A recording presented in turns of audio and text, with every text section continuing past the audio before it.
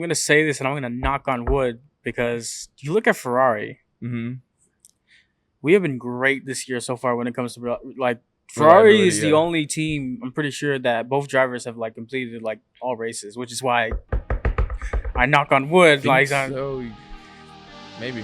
I hope I'm not. I'm probably jinxing us.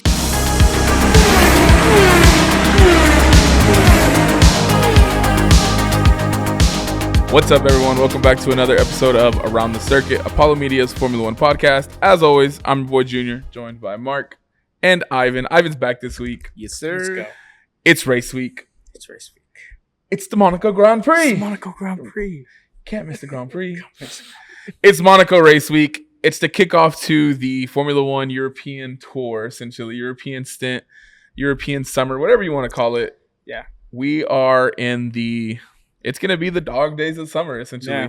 It's, I think, 6 races in 8 weeks. No more long breaks. Thank we got God. plenty of racing coming. I think I saw something like six races in the next 8 weeks. We're here. We're ready for it.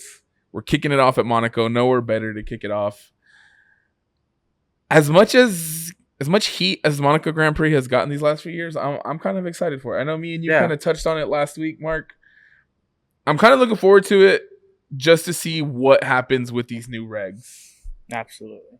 I mean, 2024, there was the excitement when Checo and the two Haas boys tickled themselves out. Last year was kind of a bore. it was a sleepy race. With the two mandatory pit stops. Yeah. That moment where George cut the... I'll take the penalty. Yeah, I'll take the penalty. Hopefully this year we get a little better of a race. It's going to be interesting. I don't know how we're feeling going into the Monaco Grand Prix. Like I said last week, I'm kind of excited. Maybe I'm delusional. Mm-hmm. Maybe Ferrari guy. And these new regs, let me be delusional. I'm excited. Because obviously we have the new regs. The cars are a bit smaller. It's not by a lot. But man, when we first saw the cars on track, I was like, man, they look smaller than I was expecting. I'm like, that's actually kind of a big difference. No, I feel like it's going to make more of a difference than we really expect. Yeah. Once we get on the streets of Monaco. I'm excited for the race. Kind of ironically because of scheduling. I want to see how this race does solo.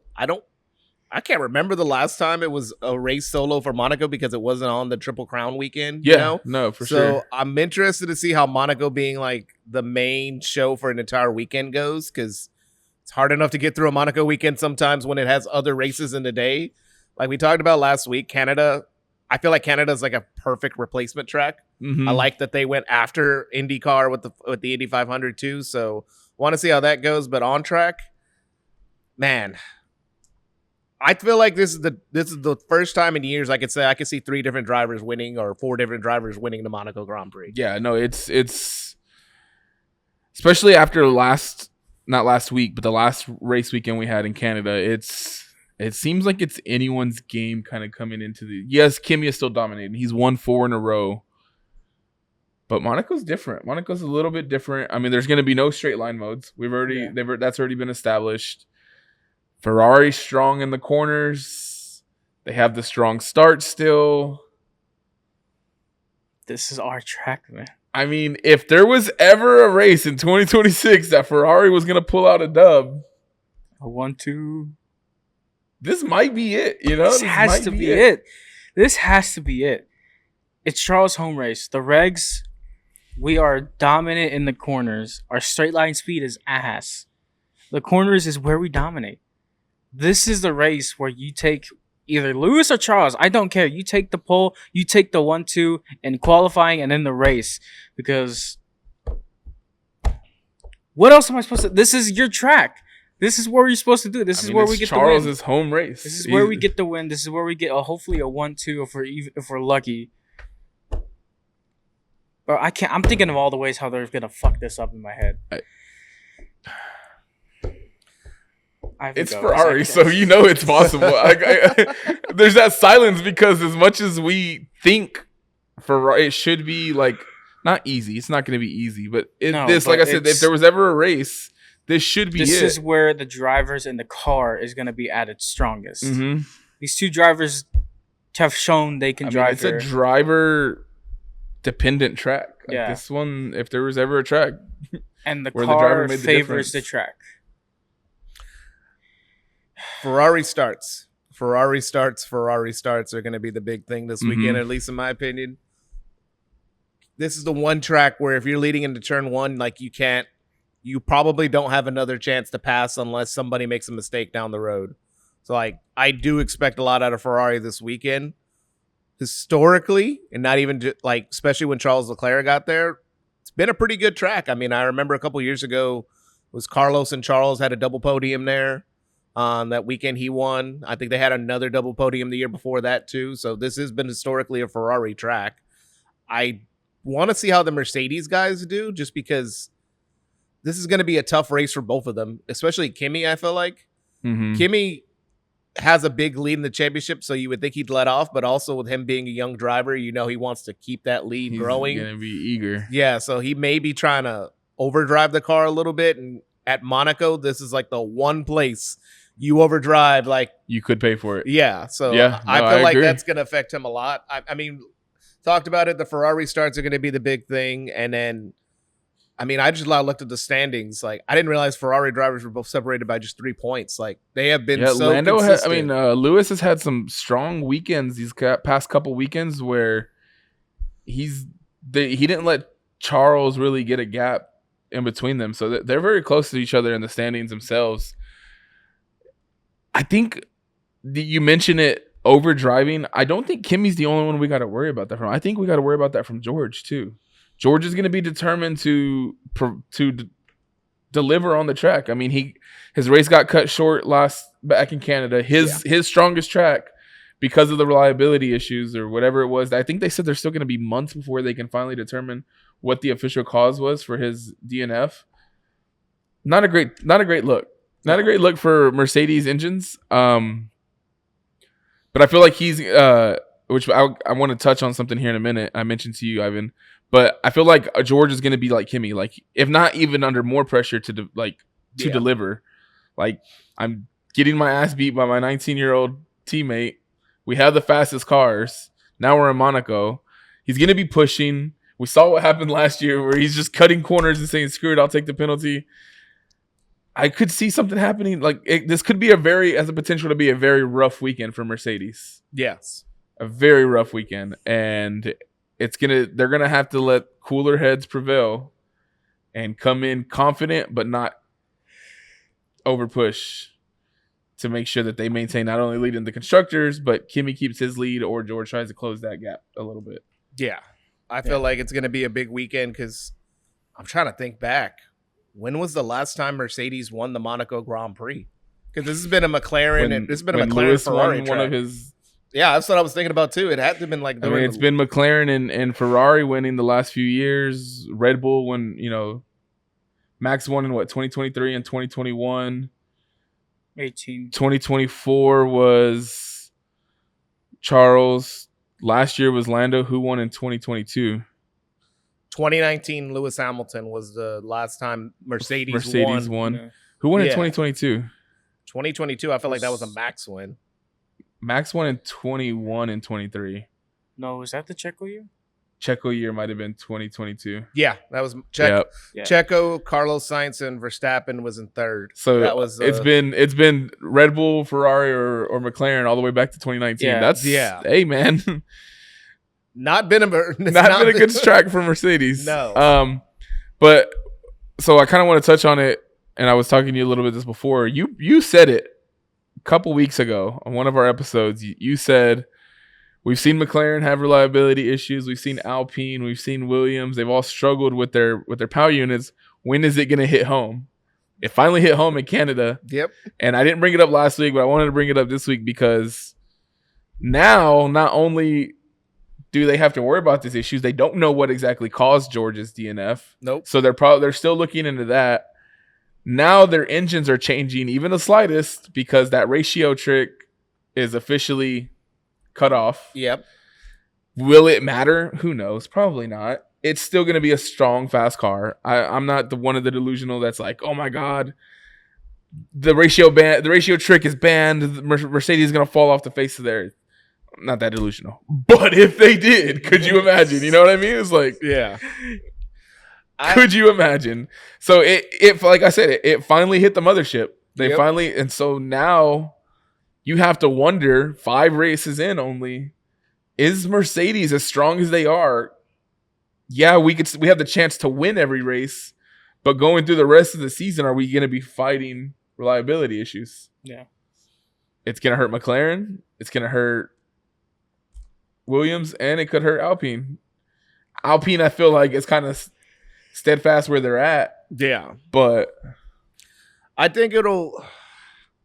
I'm interested to see all the teams, to be honest, because I mean, if Mercedes was the only one that could do it, that's the key factor too. yeah, Because I do think McLaren figured it out, and they just haven't said anything about it.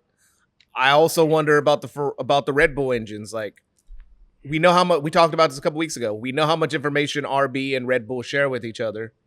Could they have possibly figured it out on their engine like it was rumored and then just pass it along to RB to keep them at least where they're at in the standings? yeah. Like, there's a couple teams that could be affected by this ratio change.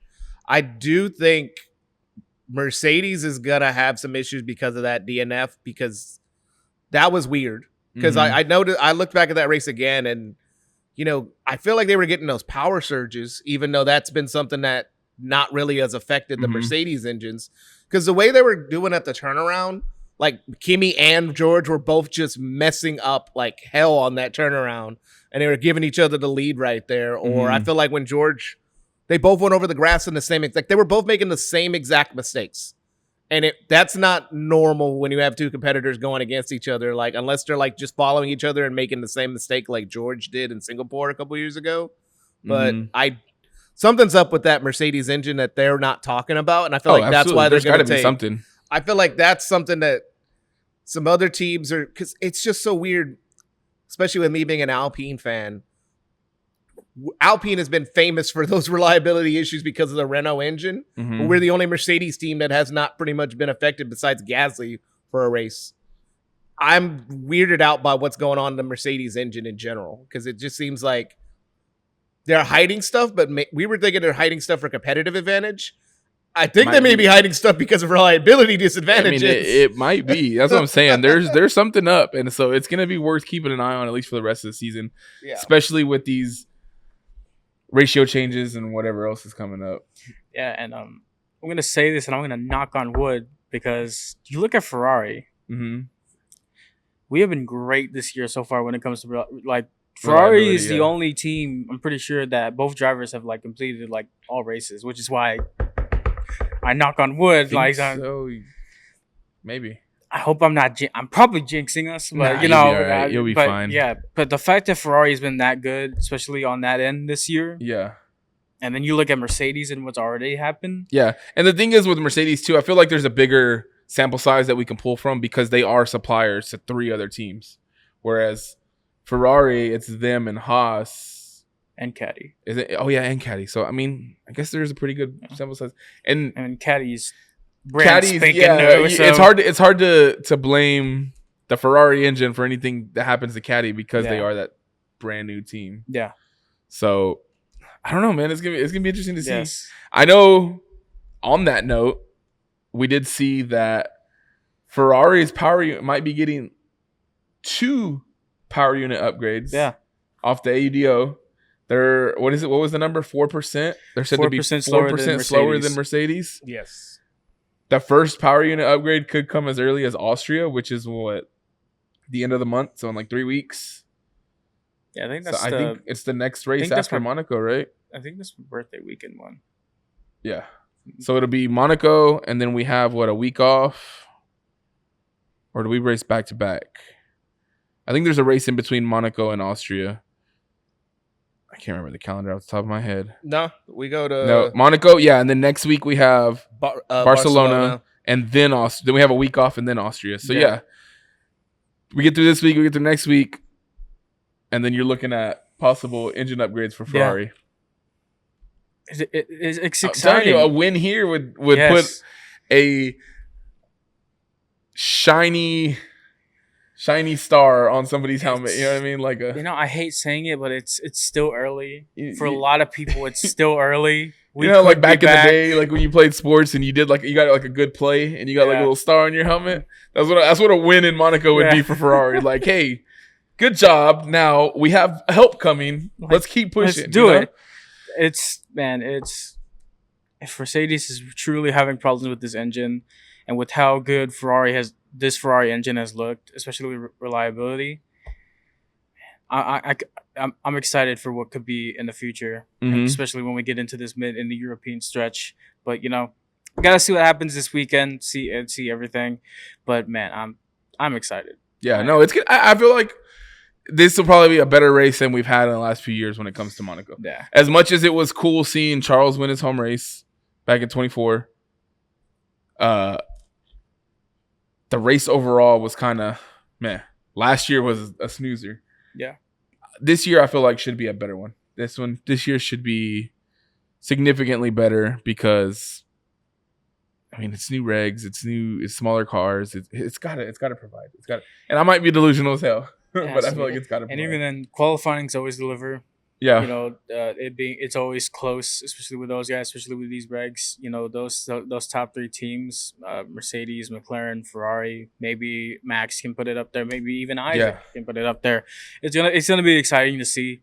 Like I said, the race with the new regs, smaller cars. Hopefully, we could see more overtaking. Hopefully, Maybe on that Hopefully. main straightaway. We don't. Who knows? So you mentioned Max and Isaac. What do we think Red Bull's going to do this weekend? They look strong. They had a P3 and a P5 finish in Canada. Granted, they had a little bit of help with George and the two McLarens not finishing the race. Well, I mean, Oscar finished, but their starting strategy kind of threw them out of the picture pretty early on. I still don't know what they were thinking. Man. Nobody I does. still don't know what they were Nobody thinking. knows what they were thinking, but they still look strong regardless. Yes, they had help a little bit, but where do we think, I mean, they have a chance? Max has a chance, like you said, at putting it on pole or fighting at the front again? I think it does depend if Mercedes is weak. If Mercedes is weak at Monaco for some reason, like we're talking about, I think Max can definitely be up there in like the like potentially top 4, maybe even top 3. Because Max is Max, he's gonna do his thing. Isaac has, he's had some issues, some bad luck so far this season, but he's still a really good driver. If his car can improve any bit, I think he can definitely be up there as well. But I think, like always for Red Bull, it's always going to be eyes on Max. Yeah, right now, of course. focus on him, and we see what Max can do. It's Monaco, Yeah. so I think he's going to be up It's there. the Monaco Grand Prix. It's the Monaco Grand Prix. McLaren. Red Bull led the second most laps last year. I think people often forget about that because I forgot until I saw the stat that Max was staying out there waiting on the caution last year. He led for, ironically, 33 laps last year. Yeah. So I think they have a chance. We saw a few years ago with that magic lap he had with Alonso in qualifying to beat him, that Max definitely can take any car around this track and put it on pole position. I just don't know if that Red Bull has enough to get up there. The biggest question for me would be Isaac Hadjar has had kind of like an up and down year so far. And after this past week's results, like he got passed up by Colapinto now, which I don't know whether to speak more glowing of Colapinto or say like Isaac's having like an off season so far. Because it's kind of hard to tell what's happening there. I feel like it's a little bit of A, a little bit of B. I think it's more bad luck than anything for Isaac. I was supposed to say it's probably Because more when he's had his weekends where he hasn't had bad luck, I mean, he's provided, like I said, P5 finish in Canada, about as good as it's gonna get in that car. Yeah, and especially when you lose both McLarens in the top, in the top 10, you lose George Russell out of the top 10. So and he's had reliability issues this year too. So I'm saying I think it's more reliability / bad luck than anything. I think Isaac is he's a good threat, but I think it's safe to say we're probably not going to see him on the podium unless there's like something crazy happens. Yeah, I feel like Red Bull's going to be best of the rest this weekend. I don't feel like they'll be in the top 3 teams. See them sitting like 5, 6, 6, 7. Yeah, exactly. I feel like I'll see them around there. But the bigger thing for Red Bull for me is, like we talked about with Mercedes, did that ratio adjustment do anything to Red Bull? That's what I want to see too. Because if the car wasn't, we know the car's not good aero wise. Like they're missing Newey right now. Although Honda could say you could have him back right now, probably. I feel like that's going to be the bigger thing I want to see is from the entire Red Bull like factory as a whole, even RB. I just want to see if this affected them, just like it affected Mercedes. Because until we see that car hit the track, we're not going to know really who is having a bigger advantage between the two teams. I mean, and granted, you take it with a grain of salt. Red Bull said they weren't using it, so all eyes are on Mercedes more than anything. But like you said, you take it with a grain of salt. Who knows? Who knows? Man, I don't know. I as much faith as I have in Max, the car just hasn't. Like I said, yeah, I would have loved to see him P2, but we weren't faster than Ferrari. Yeah. In Canada. So I take P3, I take that podium, and I was like, hey, like I told Mark at the watch party, I was like, hey, I'm okay with it. I take it. We got our first podium. We're not going to be podiumless in 2026. I'm happy. Yep. I would, a track like Monaco with a driver like Max, I would love to say like, yeah, he's got a really good chance of putting it at pole. I mean, wasn't in Canada. Where was it that he almost took pole from Kimi? Was it Canada or was it the race before? It was Miami. Was Miami? Yeah, it was Miami. Yeah, so we see what he did in Miami. Yeah. I mean, I think it's safe to say with Max, there's always a chance. Realistically, I kind of agree with Ivan. They're probably going to be somewhere around 5, 6, 6, 7. Anywhere between P5 and P8 is going to be Max and Isaac. I just don't. I hope I'm wrong, and I hope they surprise me because I would love to see another podium or even a win. But unless they get some help, I feel like the podium is kind of out of reach. No. I think it's a possibility, but I wouldn't hold my breath on them getting a podium this track. This Red Bull car seems like they need a little bit more space to roll with if they're going on a smaller track. So and I think their next, even if they bring small upgrades this weekend, their next big upgrade package isn't supposed to be until Austria. So we got to get through Monaco, we got to get through Barcelona, and then in Austria they're supposed to drop like 6 kilograms off the weight. Yeah. Hopefully that helps. Hopefully that works, and then the rest of the season we can really fight. But until then, or unless some other news comes out, I'm really not expecting, hey, Max is going to be fighting for wins. You know, hopefully he fights for a couple podiums and we go from there. Yeah. I mean, him getting that podium last race was really cool to see. And then, I mean, we mentioned it. Just getting to see him and Lewis fight was a highlight of my day. With Kimi in there, it was really a cool podium to see. But yeah, it was cool. Other news coming out of Monaco, we know it's Charles' home race. So he does have a special race suit and hat.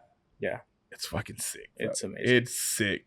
I think it's like a cream, like a cream white. Yeah. Something like that. I don't have a Ferrari hat yet. Yeah. I might need a cop. I need to get one. I might need a cop a Charles hat.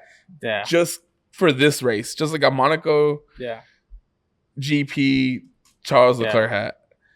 And if one of them wins, I'm gonna bust out my Ferrari shirt next week on the pod just for the hell of it. Because I got that shirt still sitting in the closet. And I've only worn it a couple times. If one of them wins, I'm gonna bust it out next week. Bet. Let's do it. We'll match. McLaren livery. They do have a special livery coming out. They're celebrating their 1000th Grand Prix. Yeah, I've seen some stuff on the interwebs that it's not really their 1000th. It's their 999th Grand Prix. Ivan, have you seen that stuff? Yes. They pushed this back. That's the whole thing that got them into this mess. The canceled races like caused all this to begin that was with. only 2 races. They made up those 2 races to celebrate their 1000th Grand Prix, and it's not their 1000th. I don't understand what, like, the scheduling is off with them. Like, I feel like honestly, this is what I feel like happened. They're going to do a special call for Silverstone. So they're like, crap. We got to get rid of this one livery that we never got to use. Where should we use it at? And it's like, just do it at Monaco. Yeah. But I think Oscar and Lando are supposed to have special helmets too. Like, there's this whole thing around celebrating McLaren's 1000th Grand Prix. Yeah. And their 1000th Grand Prix isn't until next weekend. Yeah. It's weird. Why not celebrate in Barcelona? I mean, I guess I don't know, It's man. weird. Maybe they should McLaren's have. weird, Maybe bro. they should have just gotten rid of it completely because I don't like it. I don't like it either. At That's all. the thing is they pushed it out and they're like celebrating, but the helmets look kind of mid. Yeah. I don't get. I'm not a huge. They're all right, but I'm not a huge fan. It's basic. But the livery is not good. I'm It's sorry. basic. I just- It's different, but when you're posting out, old clips of Lewis in the silver McLaren, you did it on purpose. yeah. You had to, because why did you do that and then you come out with this? Why just bring the silver back for one race? Just do it. Make You're it posting chrome. about Make it. chrome. You're posting Make it about it. chrome. Just do it. Like why are we doing more? Why are we doing more papaya? Nobody wants more papaya. I find it ironic, and I was just thinking about this the other night. McLaren always tries to throw out the Vodafone livery with the chrome. Like one of their most successful times was in the 90s with Mika Hakkinen with the West livery. That was like another livery that they never ever go to. I don't know why they never, like, McLaren is a team that has so many different historical liveries they can go back and forth. McLaren's best livery will always be the Marlboro. Yeah, that's always Yeah. going to be their best one. But they have 3 other liveries that they could go. It's not like they're Ferrari where it's like, oh, we were this shade of red for that season, so that brought us Yeah. good luck. Like, they have 3 different distinct designs throughout 3 different decades that can make That's them true. that they can copy. Like, they're not like Red Bull, who's like too young to do that, or Mercedes, who's too young to do that. Like, they're the only team that can do that, and they don't take advantage of all the history they got. Yeah. They put a bunch of stickers on there, like a freaking person that has like a Ford Raptor putting all the fucking Yeah, it's awards that the car brand won for the year. It's like a 24 when they brought the special Senna livery. It was good. It was the Brazilian colors, but it's like I saw people brought it up. Why not bring the old, the red and white? Yeah. And I Like I understand- get you can't have Marlboro as a sponsor yeah, anymore. and I get like you don't want to use those colors since there's so many other Ferrari, Haas, yeah. but still, it's like It's iconic, man. we surely for iconic. one race we could switch it up. Bring the chrome, man. You're Why are we sponsored by still on Chrome. papaya? You're Oh, sponsored it's by Chrome. Gemini now. It is Gemini. It's Gemini. It's not Chrome. It's all Google, but whatever. Like, Google. just I don't know. I'm yeah. interested to see if there's any other special liveries or helmets that come out this week. Like we just saw. Usually Wednesdays, because we filmed this on Tuesday. Usually Wednesdays and Yeah. maybe even as late as Thursday sometimes. Aston Martin has something set up for tomorrow with one of Okay. their partner companies. Looks like a new livery, but I don't know. Yeah, so I'm sure there'll be more. I mean, a race like Monaco always has special helmets, special liveries, whatever it is. These are only 2 we've seen so far. Before we get into our predictions, I do want to talk about some other news that came out. We'll mention right now because I don't think it's going to happen mid-season, but Valtteri Bottas is in the hot seat. Yep. Checo Perez has been, for what Cadillac is, he's been Yeah. performing. He's definitely been outperforming Bottas. Word on the streets is Cadillac's not happy with Bottas' performance. So he's in the hot seat. Like we were saying just before we started doing recording. Your first year, I don't think it's smart to make a mid-season change. So I think Bottas is going to finish out the season. But they are saying that Colton Herta, however you want to pronounce his last name, he's being eyed for the second Cadillac seat in 2027. He was looked at before, like last year. He was one of the names that got brought up to be in a seat with Checo. I can definitely Pato. Pato, man. But yeah, I can definitely see it. I mean, I talked about it when we were at the watch party. Head to head, Checo and Valtteri. It hasn't been close. No, it Checo really has hasn't at all. Outperformed Bottas a lot, and it sucks because I mean, he technically finished like P11 in the sprint. Granted, he ended up getting a penalty and dropping to like P14, but a P11 finish without the penalty would have been huge. maybe this was the plan all along with you putting Coda in F2. Maybe. I know he's been down there doing his thing, but it could line up great because you're not going to get rid of him mid-season. Yeah, you're not getting rid of Valtteri mid-season. You brought these 2 guys in because they're vets and they're going to help you out develop the team, but develop the car.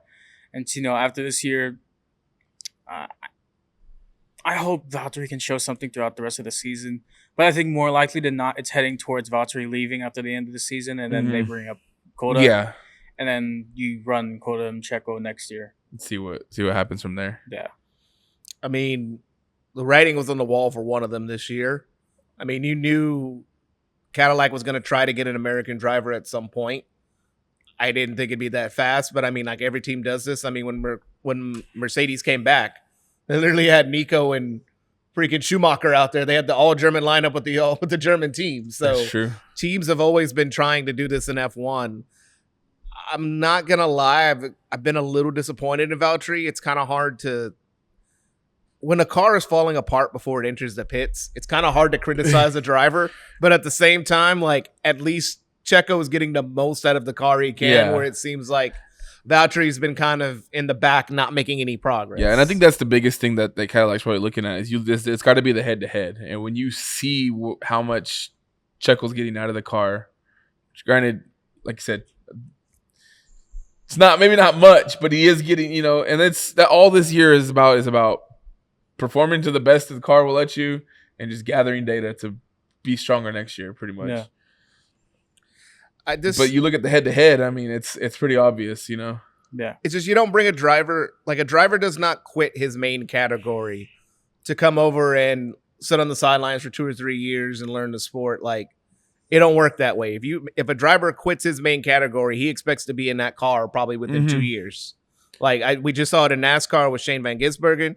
He won his first race, did the junior category for 1 year, got in the cup the next year. Yeah, like he did that whole process. So I feel like that's what they're trying to do with Colton right now. Like Mark said, that was probably the plan all along. Yeah. You looked at Colton as a possible name to be in that second seat next to Checo this year, but instead you put him in F2, let him get some experience, let him, Even for either of them, Checo or Valtteri, whoever was performing worse. True. But, with how Valtteri has been performing, if it continues for the rest of the season, it's most definitely, that's what looks like the plan could be. And honestly, that's not a bad plan. Yeah. Honestly, it really is. You want your American driver in there. That's a dream.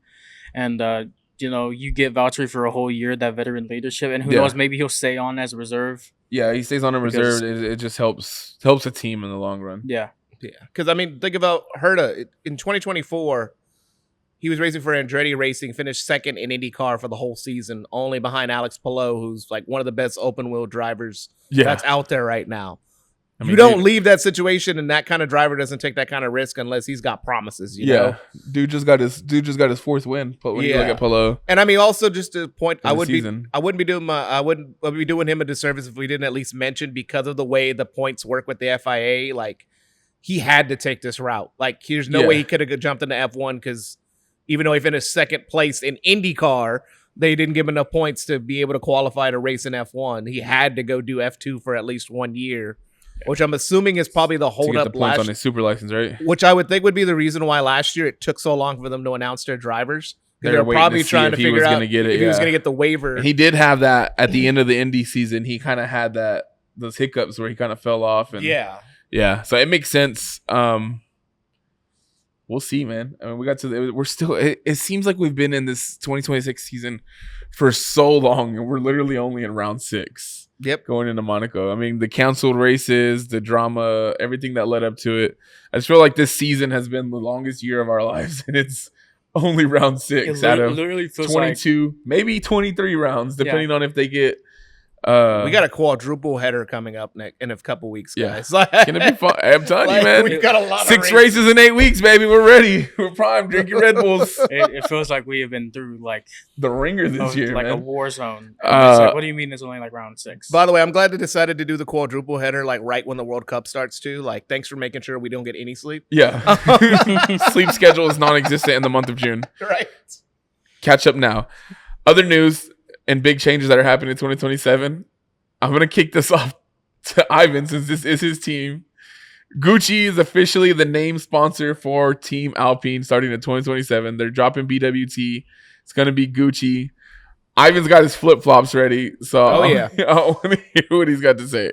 I mean, I'm excited. I want to know what your thoughts are once that news came out. I'm excited. I sent the group the post to the group afterwards, and I know you commented on it, Junior, saying right after that news came out, they were like, "Yeah, Mercedes out the running for leading the team for buying the team now," and it's like, yeah, that Gucci money hit real quick. Gucci, that check got cashed real fast. Yep. I mean, Mercedes officially pulled out because they're too expensive. And then what was the other news around Christian Horner and Alpine that they officially said he's not.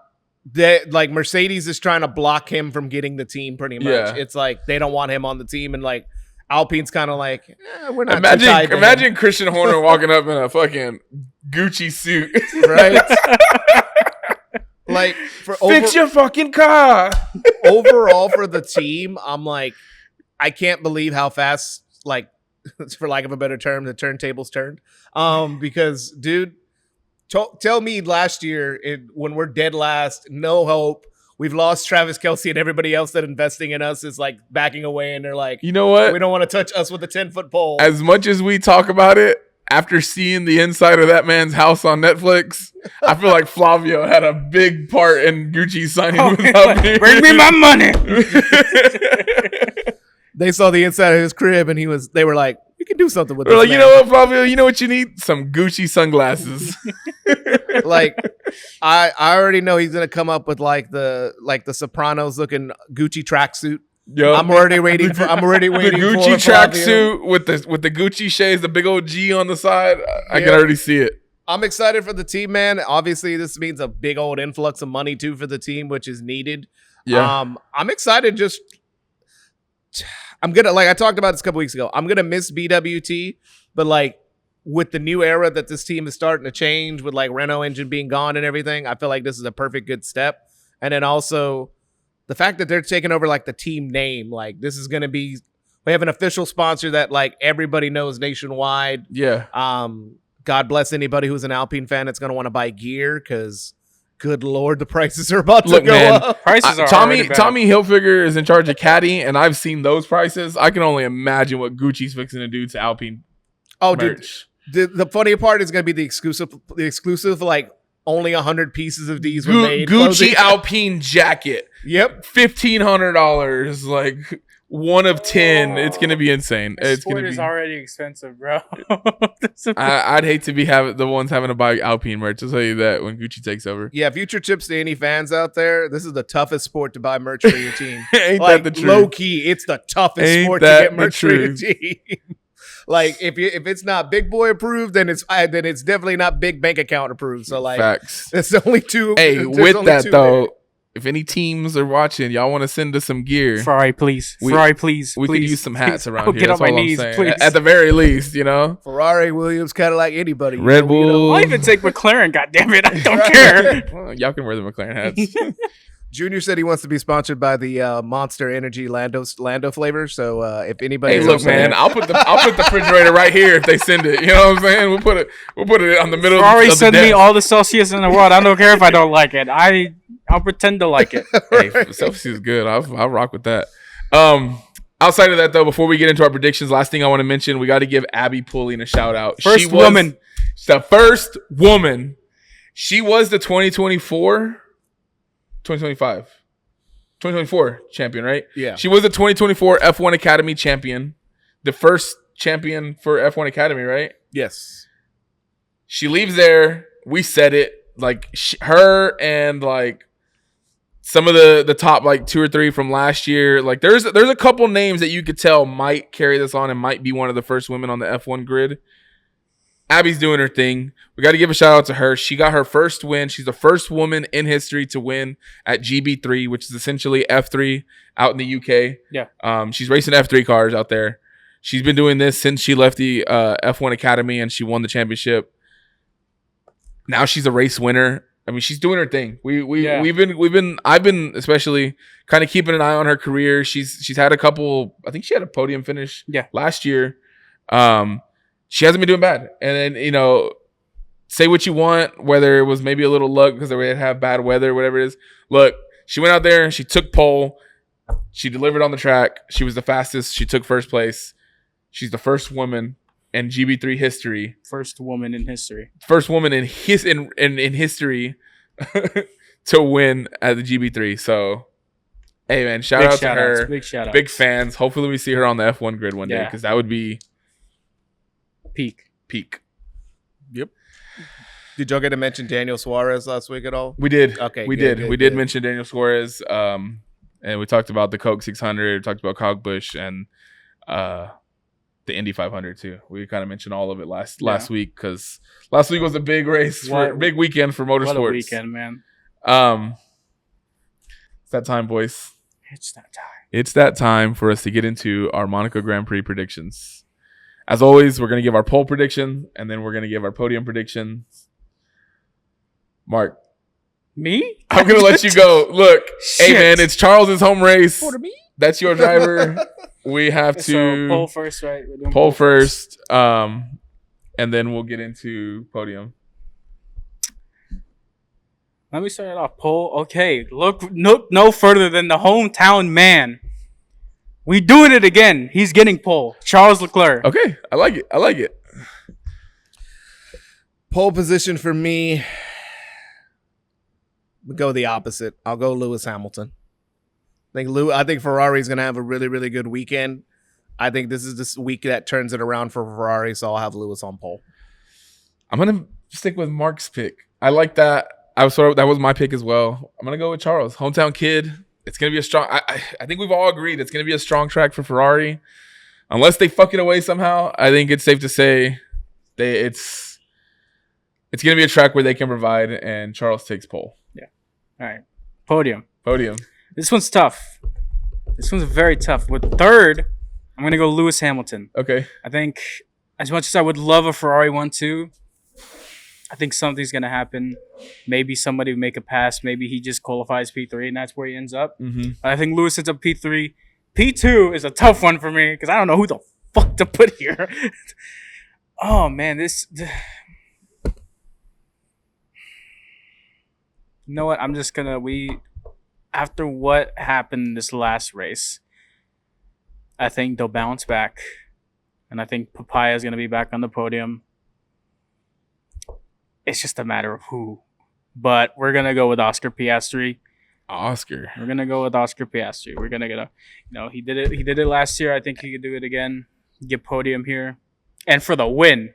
Look no further than the man, the myth, the legend, the hometown kid. He's going to do it again. Charles Leclerc is winning the 2026 Monaco Grand Prix. Okay. I like it. I like Me it. too. Because I have similar picks, which I'll get into. All right. Mine are going to be a little all over the place. I got Lewis winning. In second place, I've got George Russell. Third place, I've got Oscar Piastri. McLaren's bringing the most upgrades this weekend, so I feel like one of them two is going to be on the podium. They seem to alternate, so I'm going to put Oscar there since Lando won it last year. And the Mercedes is still Mercedes. Like, one of those two drivers is going to be on the podium. If I have to pick one, like, eventually something has to go George way, no matter what anybody wants it to go the opposite way. But yeah, it's going to have to go his way eventually. I think he'll be on the podium. I think Lewis gets his first win in Monaco since 2019 because, like we talked about, he's been quietly picking up momentum these past couple weeks too. Man, I'm kind of torn between P2 and P3. Winning the race, I think it's going to be Charles Leclerc. I think he gets another win at home, adds to his legacy there in Monaco. The race suit's going to give him special powers. Whatever it is, I think Charles wins. P2 and P3 is where I'm torn because Lewis has been picking up speed. So I do see him on the podium. You know what? I'm going to go with my original gut feeling. I think Kimi takes P2 and Lewis takes P3. I don't think Mercedes is really going too far. I think McLaren is going to be close. But in my gut, I feel like this is Ferrari's weekend to lose. So, fuck. I will also say if Charles does find a way to win this weekend, he'll be back tied with Oscar Piastri in the all-time F1's win list because he did fall one behind. He did last year, and he's not far ahead, not too far ahead of Kimi nowadays. He's tied with Danny Rick right now in the position. Like him and Danny Rick have the same amount of career wins. Yeah. So he would pass Danny Rick and then catch up to Oscar. In The prince that wins. was never king. I can see Mark's face right now. As I'm The reading prince that was never king. Fucking Danny Rick, Ferrari. my guy. It'll be his 9th win of his career if Charles is able to win this week. Yeah. So that would be a I great think- one. Man, Charles needs it too, man. He needs this. Another race win at home could do great for the confidence for the rest of the season. And like we said, if Ferrari does have help coming in engine upgrades, who knows, right? Yeah. Who knows? Yeah. So Please. predictions are in. Yes. Predictions are locked. The Monaco Grand Prix is mere days away. Practice starts on Friday, bright and early for us. I think FP1 starts at like 6:30 our time on Friday morning. I will be asleep. Have fun. I'll be awake probably, but yeah, it's Unless I stay up, because I'm not waking up for that. it's gonna be interesting. Again, yeah, we'll see what happens. We'll see what Monaco provides. If nothing else, it's gonna be great scenery, Yes. and the tunnel's always fun to watch. It's fun. Any last thoughts, boys?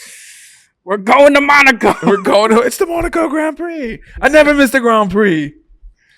I'm excited for the scenery. I'm excited for. I keep saying I'm excited for this race. I'm excited for the weekend in itself. Yeah, no, it's gonna Monaco is always a love-hate relationship with me. I love that track to look at it. Hate it in F1 games. You know what? I might jump on F126 and go ahead and get some laps in. Might jump on F126 and get some laps in. 2026 pack. I think it's tomorrow. It's out. Yeah, it drops this week. So Drops this week too. Yeah. we'll have to get some laps in on Monaco Yes, for old time's sake. Put it absolutely. in the wall a couple times. You too can experience the Max Verstappen battery management experience. As always, don't forget to like this video, subscribe if you haven't subscribed. We're on our path to 100 subscribers for the channel, which is huge for us. Love and appreciate that, yo. Yeah, leave us a comment. Let us know your predictions for the Monaco Grand Prix. Are we us. crazy for trusting in Tell Ferrari me this how I'm much? crazy. How much Call me delusion crazy. is at this table right now? Call me delusional. Dude, I love it. But yeah, don't forget to subscribe. Don't forget that like button. Follow us on all our socials at Around the Circuit on TikTok and Instagram, at Around the CCT on Twitter or X, whatever you call it. Next week, we'll be back to recap that and preview Barcelona because we get back-to-back race weekends. So we'll be back next week to recap Monaco, preview Barcelona. And we'll see y'all then. Thanks for watching. We're out of here. Peace. Peace. Hide the Gucci, y'all. There's whole folk around.